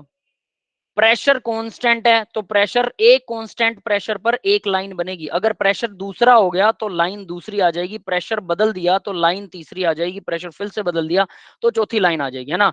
प्रेशर बढ़ाओगे तो लाइन हॉरिजेंटल होती जाएगी अर्थ के, ठीक है। प्रेशर घटाओगे तो लाइन जो है वो स्लैंट होती जाएगी, अर्थ के परपेंडिकुलर होती जाएगी। बस इतना इस ग्राफ में समझा रखा है। तो ये ग्राफ हमारे बहुत ज्यादा काम का नहीं है, ये तो सीधा सीधा है कि वॉल्यूम बढ़ाने पर टेम्परेचर बढ़ेगा या टेम्परेचर बढ़ाने पर वॉल्यूम बढ़ेगा, ठीक है। सीधा ग्राफ है, चार अलग अलग प्रेशर के ऊपर दिखा रखा है, ठीक है। बट ये है असली काम का ग्राफ है ये वाला। इसमें देखो क्या होता है, एक पर्टिकुलर वॉल्यूम पर, इस वॉल्यूम के ऊपर गैस का मैंने टेम्परेचर नोट किया, कुछ टेम्परेचर था यहाँ पर 0 डिग्री सेल्सियस है भी, ये याद रखना। जैसे जैसे अब देखो क्या हुआ, मैंने क्या किया कि इसका वॉल्यूम थोड़ा कम कर दिया, यानी टेम्परेचर अगर मैंने कम कर दिया तो वॉल्यूम कम हो जाएगा। टेम्परेचर ये कर दिया तो इस टेम्परेचर के ऊपर क्या होगा, वॉल्यूम कम हो गया। टेम्परेचर मैं और घटा रहा हूं, और घटाते घटाते ऐसा टेम्परेचर आ गया, ठीक है। यहाँ टेम्परेचर कर दिया तो यहाँ पर अगर मैं इसका वॉल्यूम यहाँ कर रहा हूँ, टेम्परेचर नहीं सॉरी, वॉल्यूम अगर ये है तो टेम्परेचर क्या होगा, वो 0 से माइनस में चला गया। और एक ऐसा वॉल्यूम आएगा, ऐसा टेम्परेचर आएगा जिसके ऊपर वॉल्यूम 0 हो जाएगा। टेम्परेचर घटाने से वॉल्यूम घटेगा, टेम्परेचर बढ़ाने से वॉल्यूम बढ़ेगा, ये हमें सीधा पता है। तो मैंने टेम्परेचर घटाना शुरू कर दिया, टेम्परेचर कम हुआ, 0 से कम चला गया और कम चला गया, तो वॉल्यूम क्या हो रहा है, बार बार वॉल्यूम क्या हो रहा है, घट रहा है। टेम्परेचर घटाने पर वॉल्यूम घट रहा है, ये समझ में आ रहा है। टेम्परेचर घटाने पर वॉल्यूम घट रहा है, और टेम्परेचर घटाऊंगा, यहाँ पर आ गया तो वॉल्यूम और ज्यादा घट गया। एक ऐसा टेम्परेचर आएगा जहां पर वॉल्यूम 0 हो जाएगा। ये बात समझ में आ गई। टेम्परेचर घटाने पर वॉल्यूम घटेगा, टेम्परेचर बढ़ाने पे बढ़ रहा है तो घटाने पर भी तो घटता है ना। एक ऐसा टेम्परेचर आएगा जहां वॉल्यूम 0 हो जाएगा। क्या गैस का वॉल्यूम 0 हो सकता है, कोई मेरे को बताएगा चैट बॉक्स में। Is this possible to create a gas which has 0 volume. ऐसी कोई गैस हो सकती है, is there possibility of any existence of any gas which have 0 volume, is this possible, yes or not, बताइए जरा। यहाँ तो दिखा रहा है वो नहीं हो सकता, इसका मतलब गैस तो रहेगी, बट एक्चुअल में इसका मतलब है कि वो गैस अब गैस नहीं है, वो गैस लिक्विड बन गई। तो हम कहेंगे कि गैस 0 हो गया, गैस का वॉल्यूम 0, मतलब गैस का वॉल्यूम सच में 0 हो गया, है ना। ये बात समझिए, गैस का वॉल्यूम सच में 0 हो गया क्योंकि गैस लिक्विड बन गई, बस इतनी सी बात है। गैस लिक्विड बन गई इसलिए गैस का वॉल्यूम 0 हो गया। तो वो टेम्परेचर कौन सा था भाई, वो टेम्परेचर था माइनस का 273.16 डिग्री सेल्सियस। और इस टेम्परेचर को हमने कहा कि ये असली 0, ये है असली वाला 0। वो टेम्परेचर जिसके ऊपर किसी गैस का वॉल्यूम 0 हो जाए उसको बोलते हैं असली टेम्परेचर। और उसको हमने बोला कि ये 0 केल्विन है, एब्सोल्यूट 0, असली वाली 0। और वहां से शुरू हुआ केल्विन का स्केल, और वहां से हमने कहा कि केल्विन जो है वो एसआई यूनिट है, यहां से आया वो एसआई यूनिट। समझ में आ गया सभी को, कहां से आया एसआई यूनिट, ये यहां से आया। जहां पर किसी गैस का वॉल्यूम जो है वो 0 हो जाए, वो टेम्परेचर, उस टेम्परेचर को 0 केल्विन कहते हैं, जहां गैस का वॉल्यूम 0 बन जाए, ठीक है। Yes or not guys, tell me on the chat box. ये बहुत इंपॉर्टेंट चीज है कि केल्विन कहां से आया, केल्विन यहां से आया, समझने की बात है, हमेशा याद रखना। अब चार्ल्स ने दिया था ये, ठीक है, ओके। तो अब बात करते हैं इसको, अगर 273 केल्विन, तो 0 डिग्री सेल्सियस में क्या होता है भाई, 0 डिग्री सेल्सियस में 273.16 केल्विन होता है। अब ये तो प्लस का केल्विन है और वो माइनस का डिग्री सेल्सियस है, ये याद रख लेना, दोनों अलग अलग हैं, बहुत ध्यान से याद रखना, ठीक है। दोनों दोनों में से कोई एक याद रख लो। जनरली हम ये वाला बताते हैं कि 0 डिग्री सेल्सियस पे 273.16 केल्विन होते हैं, ये वाला। ठीक है, अब इसके बेस पर एक फॉर्मूला क्रिएट किया गया, इसके बेस पर एक फॉर्मूला और आया, चार्ल्स ने ही एक फॉर्मूला और दिया था भाई। ठीक है, तो वो चार्ल्स ने जो भी फॉर्मूला दिया, अब मैं वो दूसरे वाला फॉर्मूला आप लोगों को बता रहा हूं। ठीक है, सुनिए जरा दूसरा फॉर्मूला क्या था। चार्ल्स ने प्रेशर के बेस पर और टेम्परेचर के बेस पर एक और फॉर्मूला अराइज कर दिया, प्रेशर और टेम्परेचर के बेस पर।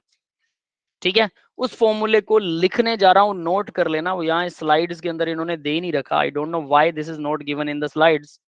ठीक है, वो कई बार कम ज्यादा हो जाता है, डोंट वरी। ठीक है, तो उसने क्या फॉर्मूला दिया था, वॉल्यूम।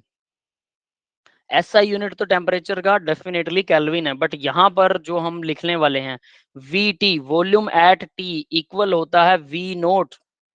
ठीक है, वी नोट मल्टीप्लाई में 273 प्लस टी डिवाइड में 273, 273.16 को इन्होंने डिनाई कर दिया। बस ये याद रख लेना, 0.16 जो है वो यहाँ से डिनाई है, मना मतलब वो नहीं लगाया, क्योंकि ओवरऑल हमें मोटी मोटी रकम चाहिए थी, है ना। तो यहाँ टी जो है, वी टी जो है वो वॉल्यूम है, volume at T degree Celsius. ये डिग्री सेल्सियस वाला है, जनरली हम केल्विन में लेंगे हर जगह पे टेम्परेचर, बट यहाँ डिग्री सेल्सियस है, ये ध्यान देने वाली बात है। और वी नोट का मतलब है वॉल्यूम, गैस का ही वॉल्यूम चल रहा है, एट 0 डिग्री सेल्सियस। ठीक है, बस ये चीजें याद रख लेना, आपको सीधा सीधा समझ में आ जाएगा। ये भी फॉर्मूला चार्ल्स वाला, ये चार्ल्स वाले में ये ट्विस्ट था बस। केल्विन यहाँ से आया, ठीक है बेटा, है ना। चार्ल्स वाले फॉर्मूले में एक और फॉर्मूला है, वो जनरल वाला फॉर्मूला तो है कि volume directly proportional to temperature है ना। वॉल्यूम बढ़ाओगे टेम्परेचर बढ़ेगा, लेकिन ये भी है, ये भी निकालने का तरीका है, ये याद कर लेना। सबने नोट कर लिया ये formula, yes or not, just tell me guys. सबने ये फॉर्मूला नोट कर लिया, ये भी चार्ल्स ने ही फॉर्मूला दिया था, याद रख लेना। ठीक है, चार्ल्स ला, यहाँ पे लिख भी देता हूं मैं, ये चार्ल्स ला ही है, एक और चार्ल्स का फॉर्मूला है ना। चार्ल्स, चार्ल्स की स्पेलिंग क्या होती है अभी, चार्ल्स ला, तो ये भी चार्ल्स का ही लॉ है। ठीक है, नोट दिस गाइस। ठीक है, ओके, थैंक यू बेटा। अब आगे बढ़ते हैं। अब एक न्यूमेरिकल दे रखा है, सिंपल सा न्यूमेरिकल है, चार्ल्स लॉ के बेस पर हो सकता है। हीलियम गैस हैज वॉल्यूम 500, तो वॉल्यूम V1 दे रखा है भाई 500 सेंटीमीटर क्यूब।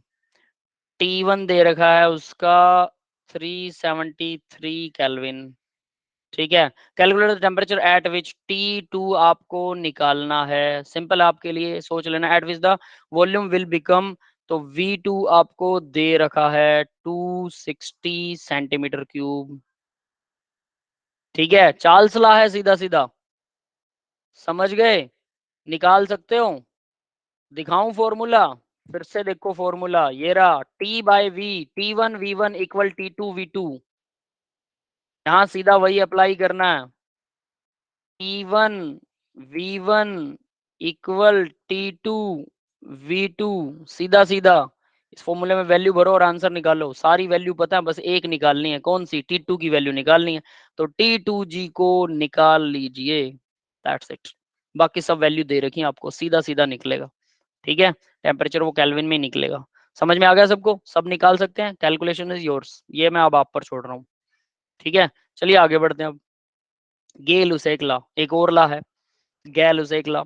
अब ये क्या कहता है, प्रेशर टेम्परेचर का रिलेशनशिप है, ये भी सिंपल सा है, प्रेशर और टेम्परेचर का रिलेशन है।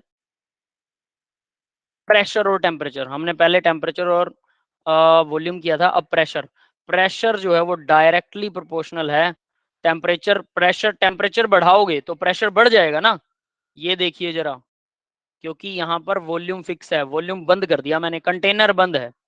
ठीक है, कंटेनर बंद है, अंदर गैस है, तो अगर मैं इसको गर्म करूंगा, इमेजिन करके देखिए, बहुत आसान लगेगा, अगर मैं इसको गर्म करूंगा तो क्या होगा, टेम्परेचर बढ़ रहा है तो प्रेशर भी बढ़ रहा है, तो टेम्परेचर और प्रेशर डायरेक्टली प्रोपोर्शनल है ना। P इक्वल हो जाएगा कांस्टेंट इनटू टी के। ठीक है, तो P इसको ऐसे लिख सकते हैं P बाय टी, यहाँ आ गया P बाय टी कांस्टेंट हो गया।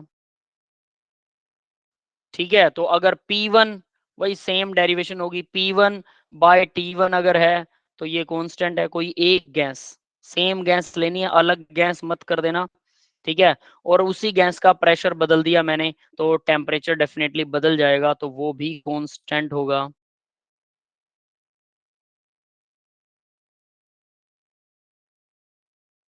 वो भी कांस्टेंट होगा, दोनों कांस्टेंट है, तो इसका मतलब मैं लिख सकता हूँ P1 बाय T1 इक्वल होगा P2 बाय T2। ठीक है, तो ये दोनों फॉर्मूले एक साथ इकट्ठे आ चुके हैं।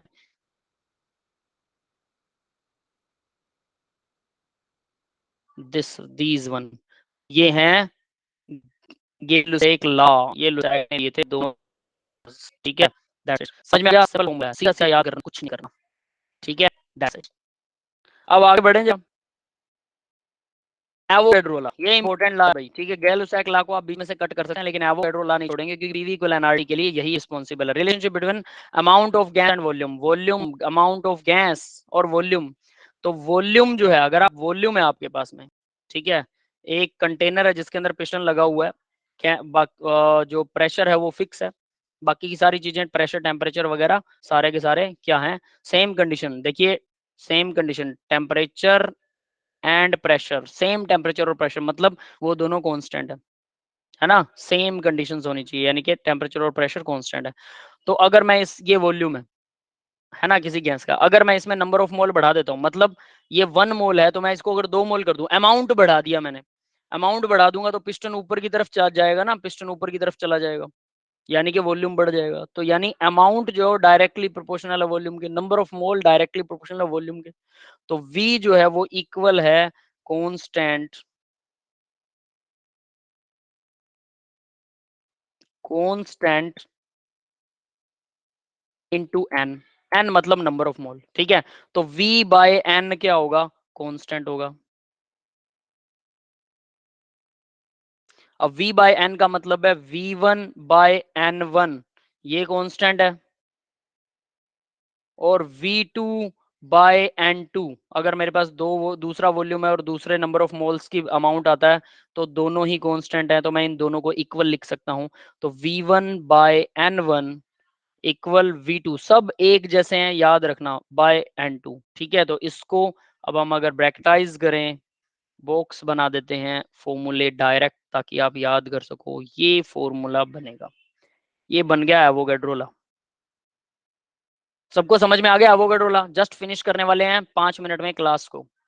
ठीक है, yes or not, please tell me guys on the chat box. Avogadro law सबको क्लियर है? अब हम आइडियल गैस इक्वेशन बनाने वाले हैं भाई, सारे लॉ हो चुके हैं, आइडियल गैस इक्वेशन अब बनेगी। ठीक है, चलिए आइडियल गैस इक्वेशन बनाते हैं। आइडियल गैस इक्वेशन अब कैसे बनने वाली है? V, हमें पता है V डायरेक्टली प्रोपोर्शनल है 1/P। कौन सा लॉ है ये, प्रेशर और वॉल्यूम के बीच में कांस्टेंट रखता है जो, Boyle's law, Boyle's law. V directly proportional है T के, ये कौन सा लॉ है, चार्ल्स लॉ। और V डायरेक्टली प्रोपोर्शनल है N के, हमने वहां पर P को डायरेक्टली प्रोपोर्शनल किया था V के, या T को डायरेक्शन प्रोपोर्शनल किया था V के, एक ही बात आप उल्टा भी कर सकते हो, इसलिए मैंने बोला था बीच में। ठीक है, तो ये क्या है, ये है एवोगैड्रो लॉ। तो मैं डायरेक्टली लिख सकता हूं ना कि V जो है वो डायरेक्टली प्रोपोर्शनल है 1/P मल्टीप्लाई में T और मल्टीप्लाई में N के। ठीक है, this is the line of separation. तो इसका मतलब V इक्वल कर सकता हूं, यहां मैंने R लगा दिया, ये गैस कांस्टेंट है, इनटू में T, इनटू में N, और इनके सारों के डिवाइड में था P। तो P को दूसरी तरफ लेके PV इक्वल आ गया NRT, PV इक्वल NRT। ये बन गई हमारी आइडियल गैस इक्वेशन, जो सबसे पहले आपको बताई थी कि कोई आइडियल गैस कब होती है, इन कंडीशन में आइडियल गैस होती है। आइडियल गैस इक्वेशन की डेरिवेशन सबको समझ में आ गई? Yes or no? Please tell me guys on the chat box, जल्दी से बताइए, फिर हम लेसन को खत्म करने वाले हैं इस क्लास को। जल्दी से बताइए। आ गई? ठीक है, बिल्कुल सिंपल है, कुछ भी नहीं है, सारे लाज एक साथ इकट्ठे लिख दो। तो सिंपल शॉर्ट फॉर्म में मैंने बोयल्स लॉ दिखा दिया, चार्ल्स लॉ दिखा दिया और एवोगैड्रो लॉ दिखा दिया। गेल-लैक लॉ नहीं दिखाया, और साथ में चार्ल्स लॉ का वो जो टेम्परेचर और प्रेशर वाला है ना, वो भी नहीं दिखाया, है ना, वो अलग फॉर्मूला है जो वॉल्यूम और टेम्परेचर वाला, V T equal V not into 273 plus T divide by 273, है ना, वो वाला फॉर्मूला। तो वो फॉर्मूला आप अलग से याद कर लेना, लेकिन इसको ओवरऑल सिर्फ इस पेज को भी याद करते हैं ना, पीवी इक्वल एनआरटी सीधा समझ में आएगा। Boyle's law, Charles law, Avogadro law, तीनों लॉ इकट्ठे लिखे हो, यही तीनों इंपॉर्टेंट है। ठीक है, इस पेज को जरूर याद रखना, बाकी कुछ याद रहे ना रहे। ठीक है, तो सिंपल है ये, आगे बढ़ते हैं। अब देखिए एक सैंपल दिखा रखा है इन्होंने, सैंपल ऑफ नाइट्रोजन। तो इसी के अंदर ना हम एक और चीज, इसी लॉ के अंदर एक और चीज रह गई थोड़ी सी, ठीक है, वो मैं आपको बता देता हूँ। नेक्स्ट पेज पर हमने यहाँ पर पढ़ा PV equal N R T. ठीक है, जनरली एन और आर जो कांस्टेंट रहते हैं, इनको फिक्स रखते होते हैं हम, तो हम लिख सकते हैं पीवी इक्वल टी इंटू इन दोनों से, इन दोनों का मैंने एक कांस्टेंट बना दिया। ठीक है, इन दोनों का एक कांस्टेंट, अगर मैं इन दोनों को फिक्स कर दूं, कांस्टेंट कर दूं, तो अपने आप कांस्टेंट बन जाएगा। तो मैं ऐसा लिख सकता हूं P1V1 equal T1 into constant है, तो T1 को मैं नीचे ले आता हूं, चलो ये भी बेटर है, T1 को नीचे ले आए। तो यहाँ जैसे मैं लिख सकता हूँ PV divided by T equal constant. ठीक है, ये कांस्टेंट होता है, क्योंकि N और R जो है वो कांस्टेंट होते हैं दोनों। तो P1V1 डिवाइड बाय T1, उसको मैं इक्वल कर सकता हूँ P2V2 डिवाइडेड बाय T2, जैसा कि हमने हर जगह पर पहले भी किया है ना। तो इस तरह से इन दोनों को कांस्टेंट कर सकते हैं। चलो इसको अलग से लिख देंगे, बेटर रहेगा, है ना, हर जगह पर लिखा है तो यहाँ पर भी मार्क कर देते हैं। इक्वल ये कांस्टेंट है। आगे देखिए P2V2 divided by T2, gas same होनी चाहिए, बाकी की कंडीशनें सेम होनी चाहिए, है ना, ये भी कांस्टेंट है, दोनों कांस्टेंट है, तो दोनों को इक्वल कर दें तो हमारे पास आ जाएगा P1V1 divided by T1 equal होगा P2V2 डिवाइडेड बाय T2। ये भी आइडियल गैस इक्वेशन से ही फॉर्मूला बना है। ठीक है, दैट्स इट। अब आप न्यूमेरिकल कर सकते हैं। ये जो न्यूमेरिकल दे रखा है, ठीक है, ये आपको दे रखा है प्रेशर। ठीक है, इसका सीधा डायरेक्ट आंसर देखते हैं ताकि थोड़ा फास्ट हो जाए। प्रेशर आपको दिया हुआ है, ठीक है, P2 नहीं पता, P1 दे रखा है, वॉल्यूम आपको दे रखा है, ठीक है, V2 भी आपको दे रखा है, लीटर में कन्वर्ट किया बस उसने, V2 V1 दे रखा है, P1, अब टेम्परेचर T1 दे रखा है उसने, T1 दिया हुआ है, ये माइनस का साइन नहीं है, T1 दिया हुआ है 40 डिग्री सेल्सियस, तो उसमें 273 जोड़ दिया, केल्विन बन गया। T2 दिया हुआ है, ये माइनस आएगा यहाँ पे, यहाँ गड़बड़ है। ठीक है, ये -6 डिग्री सेल्सियस है, क्वेश्चन के अंदर देखोगे -6 डिग्री सेल्सियस है, तो आपको यहाँ 273 में से माइनस क्लियर करना है, तो वो आपका केल्विन ये भी बन गया। तो T1 T2 पता लग गया, V1 V2 पता लग गया, P1 पता लग गया, P2 निकालना है, तो ये वाला फॉर्मूला, ये देखिए ये वाला फॉर्मूला आ गया। सारी वैल्यूज भरिए, P2 की वैल्यू डायरेक्ट आपके सामने आ जाएगी। ये सम समझ में आ गया सभी को बेटा? Yes or not? ये सम सबको समझ में आ गया? सब वैल्यूज हमें ऑलरेडी पता है। ठीक है, जस्ट सिंपल इट इज, सब वैल्यूज ऑलरेडी पता है, यहाँ पर बस एक माइनस आएगा, ये ध्यान रखना है। ठीक है, और वहाँ माइनस नहीं आएगा। ओके, तो चलिए अब आगे बढ़ते हैं जरा।